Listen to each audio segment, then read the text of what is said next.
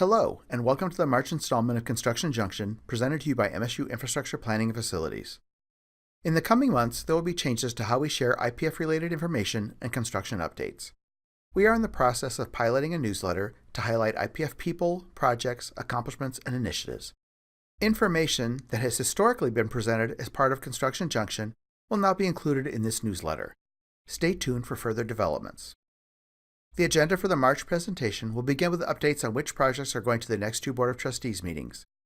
We will then have an overview of the campus snow plan, followed by updates on current, ongoing projects.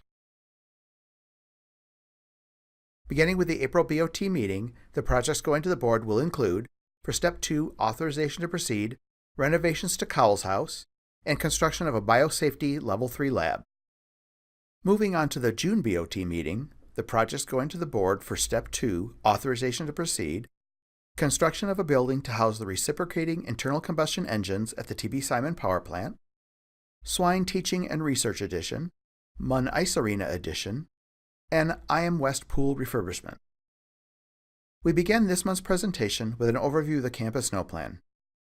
We all know that Michigan winters can be unpredictable, and so when conditions warrant, we ask that you practice good snow safety by giving yourself extra time to travel to work, driving carefully, dressing warmly, wearing sensible shoes with good traction, being extra aware of where you are walking and the condition of your path, shortening the length of your stride, and remembering to check the forecast before heading outside. For your safety, please remember to not dart in front of or behind snow removal equipment. It is large, loud, and difficult to stop quickly. And make eye contact with snow removal equipment operators before crossing in front of them. The university uses a combination of brine and ice melt compound to combat icy conditions. Brine solution works by preventing adhesion of snow to hard surfaces, while ice melt is used on ice that has already formed. Often both are used in combination to speed the time it takes for the melting compound to take effect. If you see any icy spots on campus, please report them by calling Contact MSU at 355-1855. Please remember that it does take time for ice melt compound to take effect. We ask that the campus community partner with IPF crews to help ensure everyone's safety by applying ice melt compound to areas outside of building entrances if they see slick spots. This helps avoid incidents until our crews have had a chance to clear the area. There are marked buckets of ice melt compound available at all entrances for this purpose. However, we also ask that you please be sparing in your use of ice melt in order to minimize the environmental impacts. Please do not park so close to sidewalks that your vehicle's bumper hangs over it. This makes clearing the sidewalk with our motorized equipment impossible.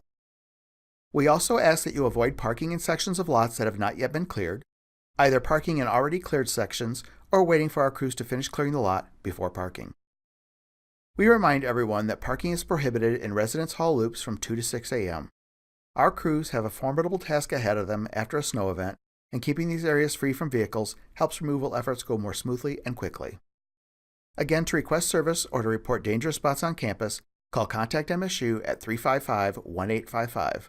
We thank you for helping us keep MSU safe during the upcoming winter season. We now begin our updates with the Interdisciplinary Science and Technology Building Construction Project. Accomplishments during the last few months include installation of furniture on the second and third floors and completion of the punch-out list for the third floor. Impacts to the campus community during the coming months will include continued heavy construction traffic on Service Road. Here are some shots of one of the decorative elements on the first floor that also serves as a sound dampener, the interior of the main conference room, fifth floor lab equipment, administrative space, and views from the atrium. For those of you who would like to follow the progress of construction on this project, please check out the live webcam site at the address on the screen. For questions regarding the ISTEC facility project, contact Project Representative Carol Kuhl. Next, we have an update on the Music Building Addition project. Accomplishments during the last few months include pouring of the first floor concrete slab and commencement on concrete wall pours.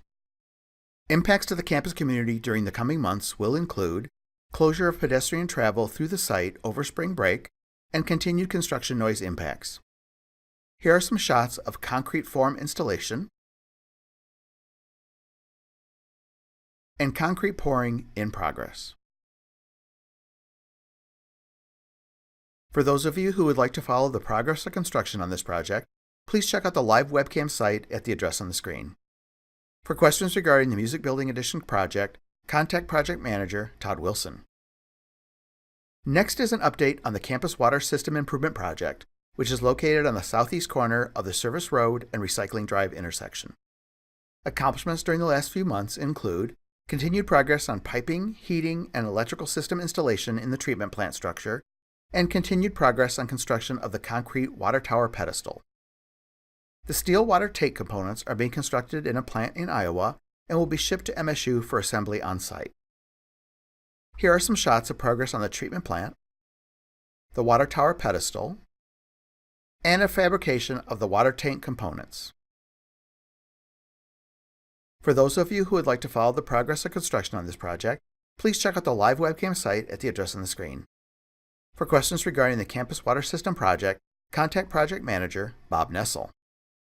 Lastly is an update on the FRIB Cryogenic Assembly Building project. Accomplishments during the last few months include completion of structural steel erection and detailing, and continued work on interior lighting, fire protection, and mechanical systems. Here are some shots of roofing component installation and of interior system installations in progress. For questions regarding the FRIB CAB project, contact Project Manager Jessica Kolb. This concludes the March Construction Junction presentation.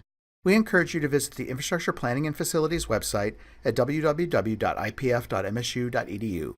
There you'll find information on construction and maintenance alerts, detour information, construction junction information, project, and contact information. There are also a number of other IPF resources available, including listservs that you can subscribe to keep up to date with various IPF projects and events. Stay connected with IPF via social media. Follow us on Twitter, like us on Facebook, watch our videos on YouTube, and follow us on Instagram. Thanks for watching, and remember to keep tuned for new communication methods from Team IPF. We think you'll like what we have in store.